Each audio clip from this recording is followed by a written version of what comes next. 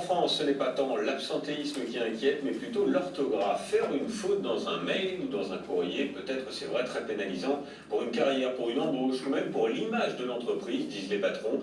Et bien face à cela, nombreux d'entre eux n'hésitent plus à renvoyer leurs salariés sur les bancs de l'école pour une petite ou une grosse remise à niveau. Valérie Hurtel et Jean-Pierre Magnodet nous racontent tout, regardez. C'est par des petits détails qu'une entreprise joue sa crédibilité. Travaux avec un E, pas terrible. Ouvrir, pas mieux. Fermer, aïe aïe aïe. L'orthographe, 8 salariés sur 10 avouent ne pas être infaillibles. Un fardeau vécu par certains comme une maladie honteuse. Un moment de doute. Ça ne vous est jamais arrivé ? Quelques petites défaillances. Est-ce rédhibitoire pour faire carrière ?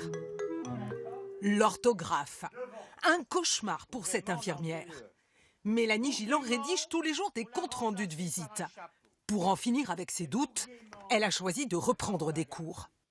Chers patrons adorés, nous nous réunissons les lundis et mardis du mois. S. S à lundi et mardi. S. S aussi. Je me rappelle plus du tout des compléments d'objets directs, indirects, des auxiliaires. Je ne sais plus, j'ai oublié. Je fais relire beaucoup par mes collègues. Si j'ai un conseil à vous donner, n'accordez jamais après-midi. Des salariés inquiets. Bernard Frépia en voit tous les jours.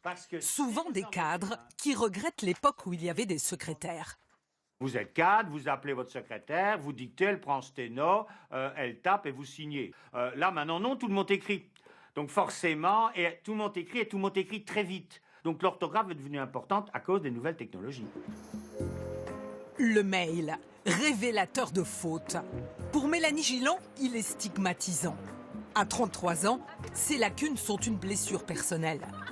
Être mauvais en maths, on en rigole, on en plaisante. Être mauvais en orthographe, vous n'êtes pas grand-chose. Hein. C'est que vous connaissez pas votre propre langue, vous savez pas. Oui, c'est ça, c'est un manque de culture. Traquer les fautes, un vrai enjeu pour les entreprises, surtout quand leurs salariés communiquent avec l'extérieur. Une solution, investir dans la formation. Entre deux mails professionnels, Jennifer Homer fait des exercices d'orthographe. Je m'entraîne pour tester mon niveau d'orthographe, 10-15 minutes par jour. Je dois identifier s'il y a une faute dans la phrase ou pas. Cette formation en ligne a été offerte aux 32 000 collaborateurs du groupe. Coût annuel pour l'entreprise, 150 000 €, 5 € par salarié. Pour l'entreprise, le retour sur investissement ne fait pas de doute. Il en va aussi de la réputation, et c'est de la réputation de, quelque part, toutes les entreprises, d'avoir des écrits fiables et sans faute d'orthographe. Des salariés qui font des fautes, pas bon pour l'image d'une entreprise. Pour 5 DRH sur 10, l'orthographe est même un critère de sélection à l'embauche. Cyril Capel est recruteur. Bonjour. Des CV truffés de fautes, comme celui-ci, il en reçoit toutes les semaines. Dès le départ, ici, on voit écrit les permis sont sans S. Et ça démarre avec ce poste m'a permis, ce CEUX et ma MA.